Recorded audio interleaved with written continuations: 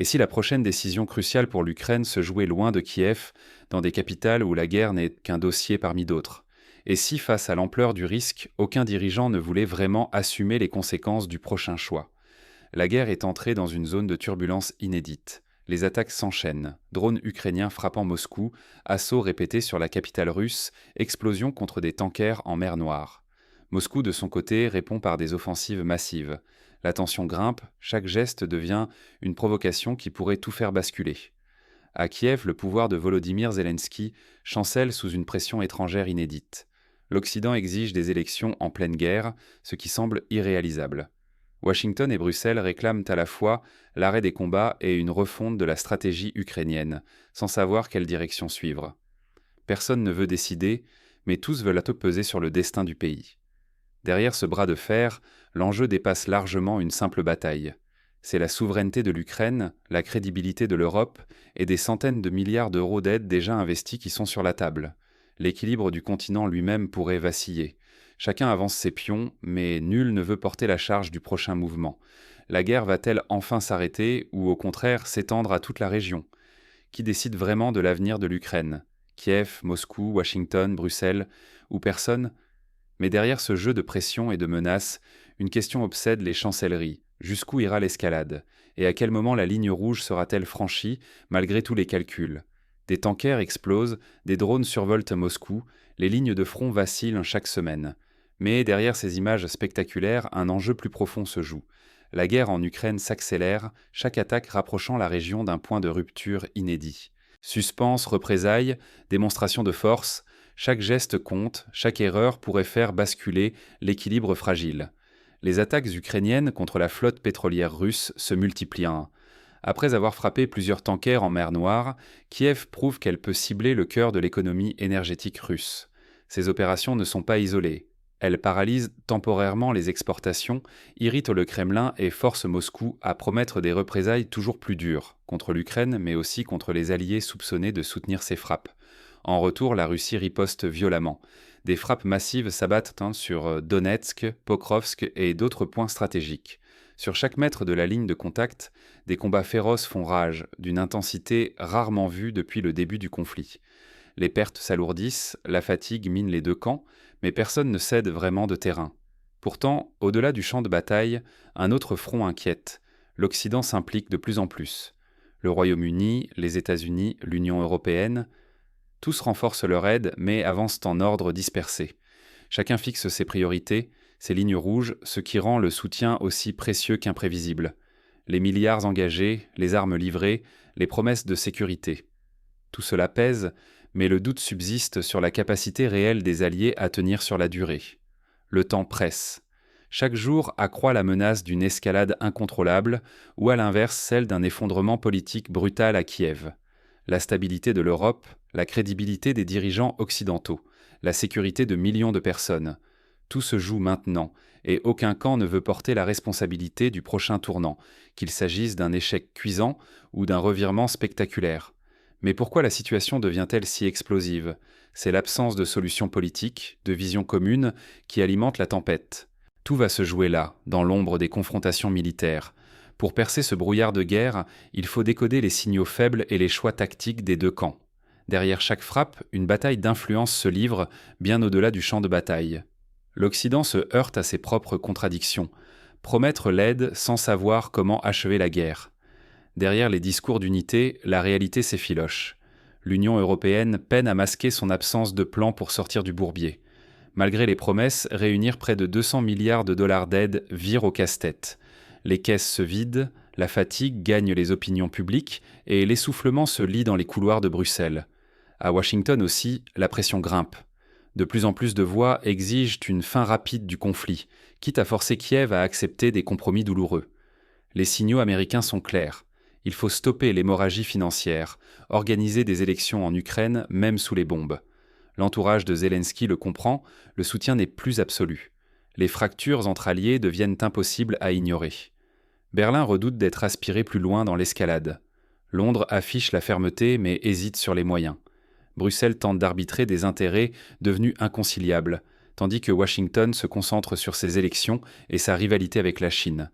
La ligne commune face à Moscou se fissure, divisant plus qu'elle ne rassemble. Au centre de la tempête, Volodymyr Zelensky. Après 2 années de guerre, sa popularité s'effrite. Les scandales de corruption éclaboussant son entourage, l'usure des combats épuise même ses soutiens les plus fidèles. Pourtant, aucun rival sérieux ne se profile, laissant l'Ukraine dans un inquiétant vide politique. Derrière ces luttes, c'est tout l'avenir de la sécurité européenne qui vacille. Si l'Occident échoue, la crédibilité de l'OTAN et la réputation de ses dirigeants seront durablement entamées. Pour l'Ukraine, le risque d'abandon n'a jamais été aussi concret.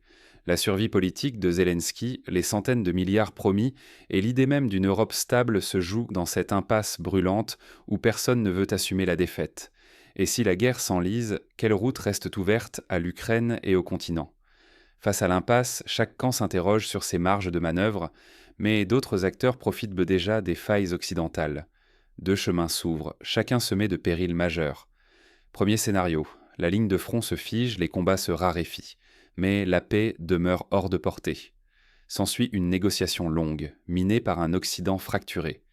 La sécurité de l'Ukraine reposerait alors sur des promesses extérieures, fragiles et réversibles, laissant Kiev vulnérable à de nouveaux chantages et à une instabilité chronique. Second scénario, l'Europe impuissante se marginalise. Kiev, isolé, doit plier devant Moscou et accepter l'essentiel de ses conditions. Cette paix imposée ne serait qu'un répit. Rien n'empêcherait la Russie de relancer l'offensive dans quelques années. Le spectre d'un nouveau conflit plane sur l'Europe de l'Est, plus menaçant que jamais. Dans ce contexte, l'Union européenne vacille entre l'urgence d'agir et son manque de vision stratégique. Les capitales hésitent, investir massivement dans la défense ou assister, impuissantes, à l'effondrement de leur influence. Les États-Unis, eux, tergiversent, prolonger leur engagement ou, comme Donald Trump l'a suggéré, tourner le dos à l'Ukraine pour se focaliser sur d'autres priorités. L'ombre de Trump plane. Ses menaces de retrait et ses déclarations ambiguës rendent la posture américaine imprévisible. L'incertitude entourant la prochaine élection présidentielle déstabilise tous les calculs, de Kiev à Bruxelles jusqu'à Moscou. Quel que soit le choix, c'est tout le modèle de sécurité européen qui vacille. La paix durable est-elle encore possible ou sommes-nous face à une simple pause avant la tempête ? Les décisions prises aujourd'hui marqueront l'Europe pour des décennies. À mesure que l'incertitude grandit, la pression s'accroît sur chaque capitale. Le temps presse et chaque hésitation pèse sur l'avenir du continent. Que révèlent les hésitations des grandes puissances sur notre sécurité, notre argent, notre futur ? Derrière chaque sommet à Bruxelles ou à Washington se dissimule une vérité inconfortable. L'Europe reste fortement dépendante des États-Unis pour sa défense. Malgré les discours d'autonomie, nos frontières, notre ciel, notre cybersécurité sont suspendus aux choix faits outre-Atlantique, parfois sans réelle concertation des Européens. Cette dépendance fragilise les gouvernements européens. Chaque crise extérieure secoue l'équilibre politique interne. Les coalitions se fissurent, l'opinion s'impatiente, les élections deviennent des jugements sur la guerre. Les dirigeants tentent de ménager à la fois Washington, Kiev et leurs propres concitoyens, tout en jonglant avec des alliances instables. À la moindre hésitation sur l'aide à l'Ukraine ou la gestion de la crise, les failles des systèmes politiques apparaissent au grand jour. C'est pourquoi l'autonomie stratégique n'est plus un slogan, mais une question de survie. Sans armée crédible, sans parole commune, l'Union européenne risque de devenir spectatrice, ballottée entre Moscou et Washington. Cette incertitude permanente affaiblit la position de l'Europe face à la Russie comme face à ses partenaires américains, eux-mêmes sujets à leurs propres revirements électoraux. Mais l'impact ne s'arrête pas là. Une guerre qui s'éternise, c'est une hausse continue des budgets militaires, l'énergie qui se renchérit, l'inflation qui ronge chaque foyer. Nos impôts financent l'effort de guerre ukrainien, tandis que nos services publics subissent des coupes. L'économie européenne oscille entre récession et reprise inégale. Les prix de l'électricité grimpent en flèche, la cohésion sociale se fissure sous la peur, la colère et la lassitude. En somme, notre temps, notre argent, notre avenir sont suspendus à des décisions qui se prennent à des milliers de kilomètres, dans des bureaux feutrés où l'intérêt européen passe au second plan. Il est urgent, pour les citoyens comme pour les élus, d'exiger des choix clairs, débattus, assumés. Alors, comment retrouver la maîtrise face à un monde qui vacille ? Finale. La guerre en Ukraine bouleverse déjà nos vies, mais la suite dépendra des décisions prises aujourd'hui. Jusqu'où sommes-nous prêts à aller et à quel prix ? Ne pas choisir aujourd'hui, c'est déjà faire un choix. Fermer les yeux sur le sort de l'Ukraine ou exiger des stratégies claires de nos dirigeants, cette question nous rattrape chaque jour dans le tumulte de l'actualité. L'inaction n'est plus abstraite. Elle pèse sur l'avenir de notre continent, sur la vie de millions de femmes, d'hommes et d'enfants. La lassitude gagne. La guerre paraît interminable, les informations se bousculent, le dossier semble trop complexe. Mais céder à la fatigue, détourner le regard, c'est laisser d'autres décider pour nous, notre sécurité, notre économie, notre stabilité politique. Laisser la lassitude nous envahir, c'est tendre la main à ceux qui n'ont ni nos valeurs, ni nos intérêts à cœur. Rester passif, c'est prendre le risque que la sécurité européenne vacille. C'est accepter que la crédibilité de l'Occident s'effrite, que des centaines de milliards d'euros d'aide s'envolent sans contrôle, que le conflit s'enlise ou même déborde. L'Europe n'est pas une île. Chaque crise à ses frontières finit toujours par la rattraper. La guerre en Ukraine n'est pas seulement militaire. Elle expose nos doutes, nos divisions, nos failles stratégiques. Derrière les discours d'unité se cachent des désaccords profonds, l'absence de vision commune, la peur d'assumer l'après-guerre. Se replier, détourner les yeux, n'efface pas ces enjeux. Cela les rend plus pressants. S'informer, c'est refuser que l'avenir de l'Ukraine et de l'Europe soit décidé en coulisses selon la logique du plus fort. Cela ne veut pas dire tout comprendre ou tout accepter, mais c'est exiger de la clarté, de la cohérence et du courage politique de la part de nos représentants.